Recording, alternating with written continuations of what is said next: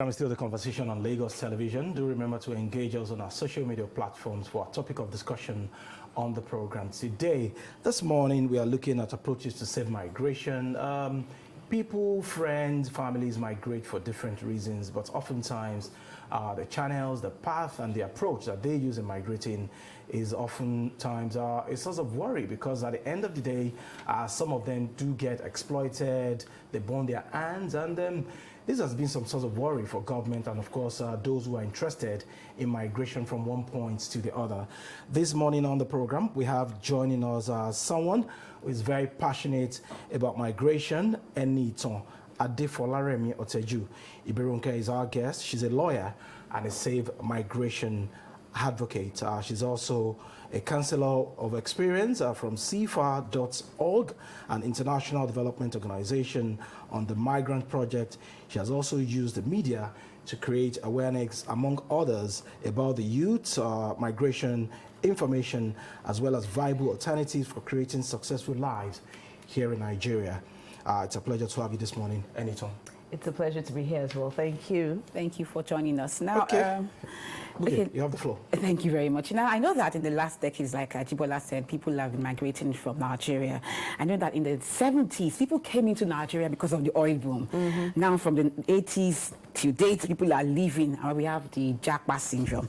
So when we talk about safe migration, what exactly are we talking about?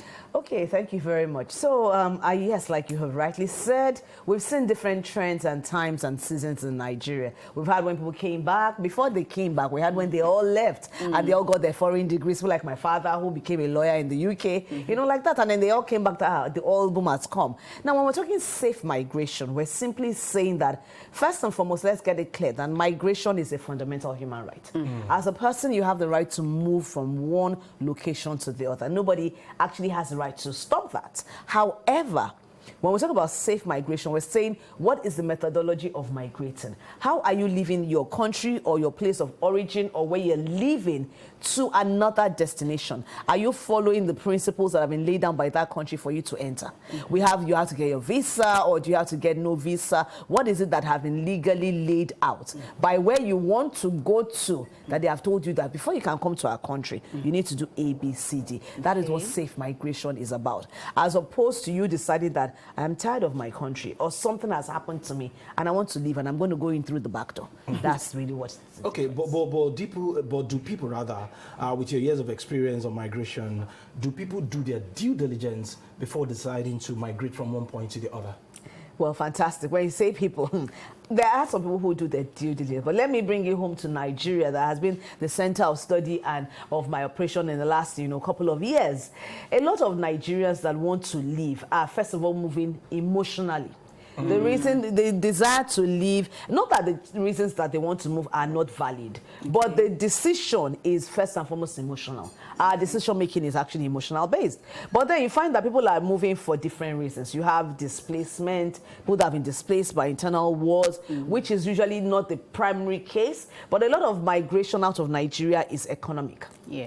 Economic migration, which also brings about the part of labor. Labor migration, meaning that I want to get a job. I want to be able to go and work here. And so when you are going with that, the sense that things are hard. I don't like my government. I don't like the society I'm living in. I feel like if I go there, I can get a better place. At that point in time, the decision making that you're asking, are they doing their due diligence, becomes a bit hampered. Because my due diligence is based on information that I'm seeking, based on what I'm looking for. So they tell me that there's caregiver job somewhere in the UK. And the person assumes that if you bring so amount of money, bring 10 million, bring 9 million, get this paper, get that one. You trust that source of information. Does not mean that your due diligence has been done. Because a lot of Nigerians, like we say, if you want to hide information from a black man, put it in a book. Or let them read. Now, a lot of the information that you have to know about to do your due diligence are in texts. You're not going to see somebody just coming to talk to you and say I'm an agent. So I've paid the agents. Or whether, no matter how valid, or we have a lot of organizations. We have standard organizations. We have the quacks as well. But a lot of Nigerians do not necessarily want to put in that effort into saying the blueprints, you know, those fine lines, the terms and conditions. How many of us actually read them? We just click. Boom, I agree. Accept. So research is fundamental here. Research is fundamental. So due diligence is not usually the first line of call, especially for people that are going irregularly, that are not trying to go through illegal means. You just hear from somebody says there are opportunities here, you can do this one. Like for instance, even for me, I had a friend of mine, not that it wasn't illegal or anything, but just told me, look, I'm going to go and do caregiver work. This is how much I spent. I spent 21 million. And to put ABC, this, and you know, everything she was telling me, I'll send you what you need to do. I'll just send this information. And listen, I said feeling overwhelmed by I will send you. But I knew that all she was just telling me was, put ABCD in place, they do this and you get it done. But how much of that work would, I'm a lawyer, I mean, I would read through. But for somebody who is just like, you know what, like on the last one of the programs we had, we interviewed 2 girls, and one of them said, my neighbor just told me that I will get a job and I will earn 200,000 as a cleaner in Libya.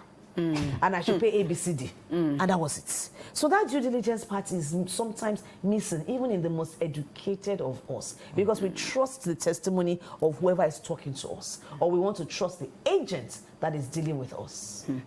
Now, talking about agents now, what should I look out for if I want to, you know, employ an agent to help me with my, you know, relocation process? Well, I would start and say that the first thing that before you get to I want to employ an agent or use the service of an agent, I would say to you, first and foremost, where are you going to? What do you want to go and do there? Is it schooling? Is it work? Go online first? Google has answers. I'm not saying go to Google to now find answers in terms of what agents. But you find that for every country you want to go for, they have their official websites that states to you what it is that is required for you to come in here. Now, if you're going to go with an agent, you need to make sure that you are going with an agent that is licensed. Now, if it's labor you are going for, labor migration, you want to go and work. It's interesting to know that the Federal Ministry of Labor and Employment actually has licensed agents. You need to actually make sure that you're asking questions. What kind of licenses do you have for doing what you're doing? How are you actually verified to be able to do this? What kind of skills? And then you also need to be able to also look at not just testimonials of people they say they have helped by them saying, you need to check, are you meeting the requirement, the guidelines? These are all the things you need to put in place to be able to say, I'm going. Will you get this from me? If they say just bring your money, we'll sort out all your papers, and then you have to just get your visa, this is a job. People have spent millions. I was being told recently when I was having a meeting with one of the executives that a mechanical engineering student, graduates, this is his master's, had left Nigeria, bought himself and his colleague had just bought, they said the latest, they had this, their Lexus Jeep, they sold everything, did everything and left the country to go to Canada. Sorted out everything, got to Canada and realized that there was nothing. Wow.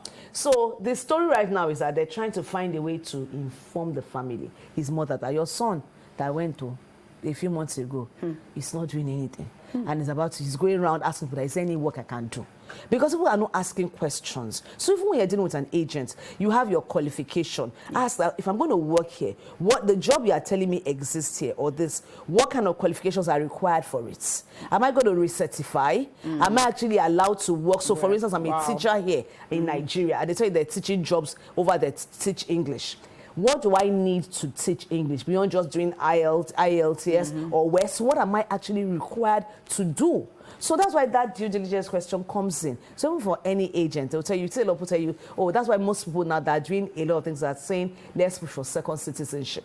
Because that way is your money, is your investment. It is not a matter of, because even the countries that we're all trying to go to are tightening the nose. Yes, they are. Because we're abusing the opportunity. We are. Because we all about abusing opportunities. We're not qualified for the system that they operate. So we do not fit in. We do not fit in at the end of the day. Okay, I love the fact that you mentioned Federal Ministry of Labor, if they have licensed agents. Do we have enough migrant resource centers in Nigeria where people can get information before they decide to embark on a particular journey? And is government doing enough to protect the citizens from getting exploited? Okay, well, yeah, those are multifaceted questions. I will start with the migrant resource centers. Interestingly and thankfully, even though there's quite a lot of advocacy and publicity to be done with them, the migrant resource centers exist in Nigeria. We have migrant resource centers run under the Federal Ministry of Labor and Employment that are also funded by international organizations like GIZ, I mean the rest of the whole gamut. Now they are placed in different geopolitical zones. We have for Southwest, which covers Lagos, Ogun, Ibadan, Ondo, like that. We have Oyo, we have the Southwest, and we also have we have other regions of Nigeria. Now, what's also happening is that you find that the MRC is also realizing that though our reach may be limited, there are collaborations with other agencies like NDE, NDE, which is the National Directorate of Employment. Thank you very much. So that's also something that is going on, and that's now. With that, now you ask again that do I believe that the government is doing enough in terms of not getting exploited? Well, the truth is this. There's a lot of advocacy going on. And the good thing is that one of the reasons why we are here talking today about this is that we're trying to push for that knowledge to be out there. The government is trying to, its agencies, that's why we make the issue around a lot of things around labor migration, MRC. There's even something on that's called NELEX, which is like an electronic exchange for employment. So if you're going to get employed within Nigeria, out of Nigeria, you're actually able to verify through the NELEX if the employment is valid. So government is doing a bit. There's a lot more that can be done because we still need a lot of involvement from CSOs, from the media, which is why when you were talking about my profile, one of the projects that we've done in the last 6 years was to actually use the media to create a lot of awareness about these issues. Because we found that at the beginning of, in 2018, it was interesting to observe that media houses weren't talking about migration issues at all. So the only issue that broke was because there was a story that broke about modern day slavery in terms of Nigerians going across Libya. And trying to break through to a lot of TV houses and radio houses say, let's talk migration, was like, why? And so you found it became quite a task. And then a few stations, interesting, one of your sister radio stations, Echo FM, we're like, okay, you know what, come and talk about this as a guest. And we found that. And so that was what led to even today's conversation where we're talking about it. All right, so I'm going to have to cut you short. Please. I know you have a lot of things to tell us today. And I know that people when you're watching the program out there, they have a lot to learn from you. But we are going to take a short break. And when we come back, we'll continue to talk about safe migration. Welcome back to the conversation, and we are still talking safe migration. Enitan is still with us in the studio. Before that break, you were actually saying that sometimes most Nigerians will migrate without fitting into the needs of a particular country where they are going. But have you observed over the years, with your experience, if there is a particular pattern of migration in this part of the world? Well, yes. I'm referring to Nigeria now. Yes, that's a very open-ended question, but I'll answer it in the best way. So yes, there is some pattern of different types. You have two patterns, pretty much. You have the pattern where people try to go through Libya, the desert, the sea, and then go. And then you have that from a certain region of the country, quite a lot of that. And that's for non-skilled migrants, people who are pretty much without formal education in a lot of cases, even though people that have formal education are also there because of finances, even though we have also discovered as well that it's not as cheap as it seemed initially. Then you now have those that are actually migrating out of Nigeria because they're formally trained, they're skilled. You have medical personnel. So the trend for medical personnel was very high before now. Even though in the last couple of years, the trend has also been a lot of teachers, a lot of schools really in the education space took a big hit. Because you found that there was a real need for teachers, the test of who could teach in English, and then also because in the developed countries where a lot of Nigerians go, UK, US, they've had a dearth of people who were willing to go to college or go to university. They're not going to school. They're going to go to high school, finish, and then just start their businesses. And so those that were willing to go back and reskill. And when I was saying about us not fitting or nominating, is that what I really meant was that you have, for instance, if you're a lawyer in Nigeria, you're qualified lawyer, barrister, and Solicitor of the Supreme Court of Nigeria, you still need to go to any other country you're going to and rewrite the bar exam there. So that's what I meant by that. So erroneously, if you're thinking that, so I'm a competent, skilled person here, I'm qualified, I'm educated, and I can just go there and fit in. Even if you're going in as a teacher, there are also teacher training classes. You have to do courses to make up. You have to be able to teach the curriculum as they're teaching it there. If not nothing, you need to understand the history of what they're doing, then the way the accent is, the way they're speaking, pronunciation. So those things are the specific things. I mean, we don't talk like the countries we're going to. We don't look like the countries we're going to. Our cultural nuances are not the same. Definitely. Our proverbs are not the same. So I'm not going to go in there, even if you've been formally educated in English, where they're saying is teaching, time saves 9. And you're going there wondering, you're going to use, I'm telling you, it's true. So you're going to use nuances that are different from it. So definitely when I said about not fitting initially, you still need to go back there and relearn, which is why I said a lot of times the due diligence as to relearning and fitting in properly or not there. So in terms of the trend, it's pretty much been those two. A lot of people who are properly professionals, doctors, lawyers, teachers, were the ones primarily going there. You're now finding that now the trend now in the last 5 years is now technology, IT graduate. But for IT, most banks are complaining now. Yeah, and they lost, because the truth is that when you consider what value being an IT personnel or professional is and what you can actually get over there, all you need, the good thing for that was that all their certifications, their programs, their courses were going to be done remotely online. They didn't need to leave Nigeria to do it. So they would have been doing everything while they were working because they were getting, good salaries. Let me not say, back then was Amraba salary. Then it became just good salary. It stopped being Amraba salary. So then it now became slashed because I mean, my sister is a banker. So at some point you looked at, okay, for this salary, I can actually do these programs. I can do all this over a period of time. And once I'm done, all I need to do is get my job from here. Yeah. I'm not living here to get a job there.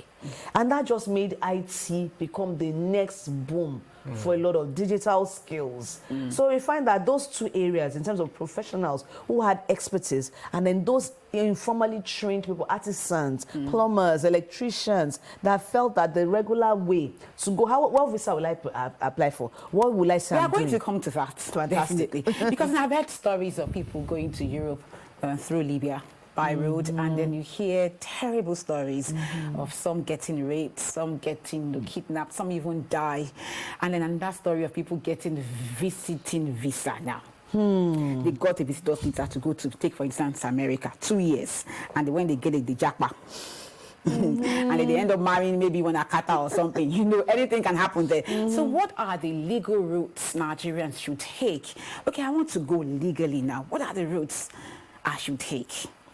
Okay, so if for Nigerians who want to actually go legally, life has been made easier now, to be honest and truthful, even though easier but more expensive, and then processes. So like I said earlier on, a lot of countries today have a gap in skilled labor. Yes. They have a gap in people within the ages of 18 to 45 who are actually hardworking, ready to work, and are educated. So you find that different countries, Australia, Canada, a lot of the countries, they have skilled labor programs, skilled migrant programs. And so that pretty much, honestly speaking, apart from that, the next option is really education. Student route, right? The student route. Okay. So when I say education, I don't even just want to limit it to, so when we say student, most of usually think undergraduates. Okay. So when I say education, we're talking about education in all the forms. Because people just look at proper masters, or most people are not even thinking PhD initially. They're thinking masters, undergraduate. But people don't even realize that you have a lot of other professional courses, hospitality industry. You have a lot of programs that are, so when I say education, I mean there's so many things you can actually go in through. Okay. And at that point in time, even though with education and all, you need to still then come back to the core of migration out of your country, which is labor migration. People are looking for work. They need to be able to earn. So you find that even if you've gone through the education route, are you entitled or allowed to stay? Which is why last year, last year to early this year, there was a UK crisis in terms of dependents coming in, how many people can come in with you, what kind of work you can do. But those laws have also changed now. So it's okay, if you're coming as a PhD student, you are able to get a permit that allows you to work, your hours of working. So the ways that are legally open. Then the other option, again, which is becoming very popular but also very expensive, is citizenship by investment? Please explain that. Okay. Well, there are a few And you countries. say very expensive, Abi. That means you must have money. You have money because Wow. because what it means is that. Can you just mention the countries that do this? Well, well, you find that first and foremost the Caribbeans. You have countries in the Caribbeans that are doing that. Okay. So countries in the Caribbean, why they is attractive is that you have a Caribbean passport. You do not actually need visa to America. Wow, that's good, but you need the money. Yeah, your money's coming. Because what they're looking for is economic growth. You see, a lot of countries think to themselves that, how do I grow my economy? Why are they looking for economic growth? So that they can actually pay social welfare for their citizens. Wow. To create amenities, infrastructure. Those are the reasons why these things are going on. So it's okay if you have money in Nigeria and other African countries. No problem.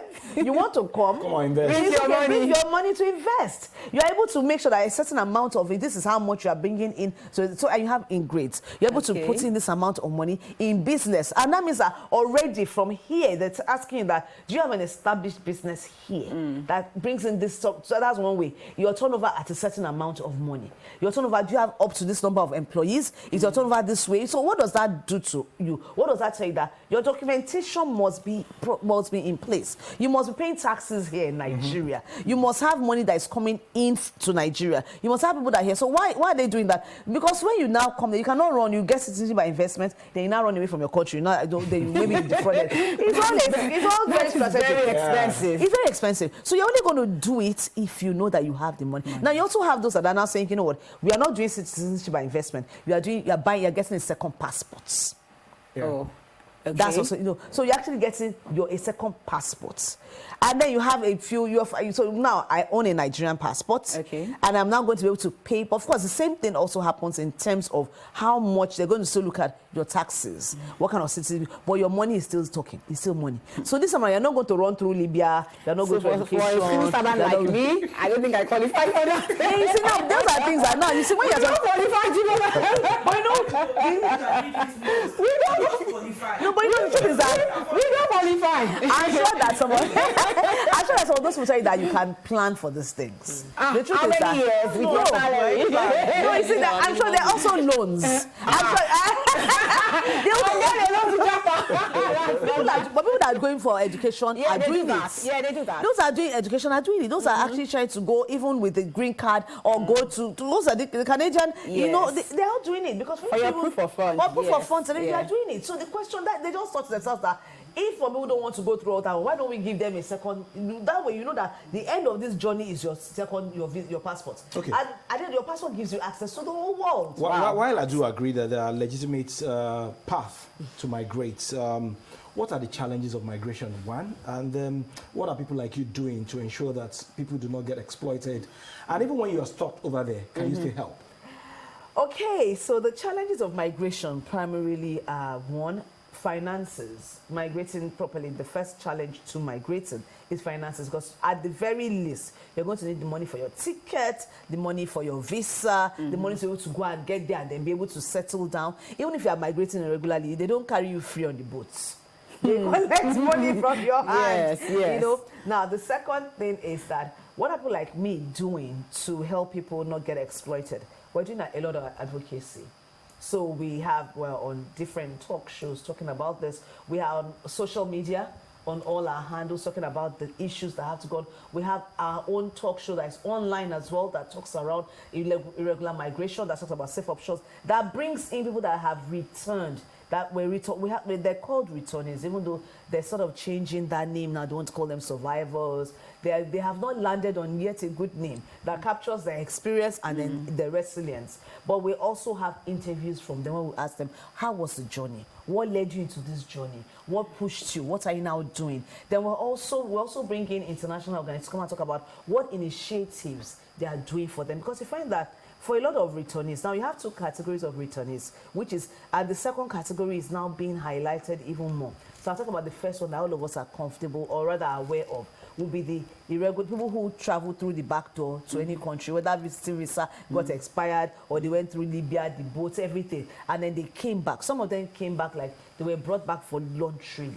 Now there's a voluntary return program from the UN Migration that actually tells you can, as long as you can get to any of their offices if you are stranded in, it usually happens across Libya, Italy, those routes like that. Or you can actually get to be able to contact them online. Why it's like that is because it's called assisted voluntary return. And one of the things, that part is there. So in Nigeria today, I find a lot of work being done around reintegration, readmission, and return reintegration. It's called RRR. So why? Because when people come back from those kind of returns, this is answering the question, what are we doing to help them? When they come back from those kind of returns, they're psychologically traumatized. Like what a lot of them tell you, they say, we went with a lot of hope, but we came back empty-handed. We have nothing to show that we actually left the country 2 years, 3 years, 5 years, 7 years, depending on how bad or how long. Then there's also the trauma from their family. That some families have sold everything to be able to push their children there. When I say children, no matter the age, 18, 20, 30, some families, some husbands and wives have said, okay, you know what, I'll sell everything, you go. And then they came back empty. So there's that reintegration, mental health awareness, there's also psychosocial support for them as well through established medical personnel. Then you also have the second set of returnees that is now on the increase. People that went legally, they went properly, they paid all their paper, everything. They were given, they even found jobs initially in their minds, but they got there and found that they don't fit in, either because the system is too difficult for them in terms of isolation. You know, the developed society is not like us. We have family. So you've left everybody behind here.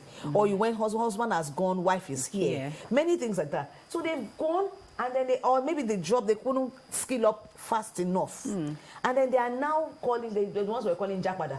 They find that mortgages are high, bills, everything, you pay for everything. Nothing is given to you free. Your light is not paid for, it's cut off. And like, you know what, we can't survive here. And then they're coming back home.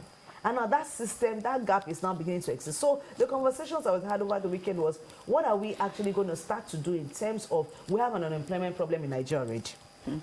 But still, one of the solutions that came up with that was that there are different initiatives by international governments to say, we have people who have been abroad, who are Nigerians who have been abroad, who have gotten skilled up, but they don't want to stay back and they don't want to come back home here. But they're not able to come back. Can we start talking to organizations to be able to bring them back home? And then they can bring the skill and the knowledge they have. They've gotten trainings over there already, and they can fit in here. So those conversations are still ongoing at different high-level functions. So the migration story is still quite a lot. It's huge. And the government, but a lot of these things, until they're fully initiated and put out there. And that's also where NIDCOM, the Nigerians Diaspora Commission, is also trying to do a bit to say, what can we do around this returning story? So if with the media now, and us talking about these things, I say, okay, what initiatives are you doing? What things can we come up with? How do we start to put things? What is it that we can start to, like that? Okay. Okay, you have any more questions before we call it a day on this side? Okay, no, I would have loved her to tell us just one story. I know you have so many stories of people who went illegally and they had so many issues, but I don't know if you have that time to take just one story. Just 1 minute. Just tell us a very short story of one person who went illegally and then the things the person saw, so that people can learn. Okay. Very short, please. Okay, so the latest story I had is she's 23 years old right now. She left through by her father forcing her, saying her father's wife said there's an opportunity for you can get 200,000 naira in Libya working as a cleaner. And her sister was supposed to go, her older sister, but sister said, I'm not going. I'm my third year in university. Why will I leave and then go to Libya after 1 year? So she ran away and she was the one that ended up going. Her story was really horrible. She's just been returned 3 months ago to Nigeria, and that was at that time she had spent, her last experience was 3 months in prison in Libya. Wow. Said it's underground, you don't see the sun, you don't see anything. They feed each other, they actually start to pee and drink their pee. Her friend was shot in front of her. Shot dead because she refused to allow one of the people to sleep with her. Okay, Enitan, we might have to bring you back on the program again and again, because migration will continue to trend whether we like it or not. We thank you very much for your time on the show this morning. Thank you very much for having me. Okay, we've been speaking with Enitan Oteju, Ibironke, lawyer, safe migration advocate on safe migration. Why people need to migrate. If at all you want to migrate, then do it the proper way so that at the end of the day, you wouldn't have to burn your hand or have any kind of regrets, or come back and tell us stories that, oh, I went and I've lost everything, there are right channels for you to follow if indeed you want to migrate to any part of the world. We'll take a very short break on the program at this moment. When we come back, it will be time for Joy and Adebimpe to engage you on the Conversation Lagos.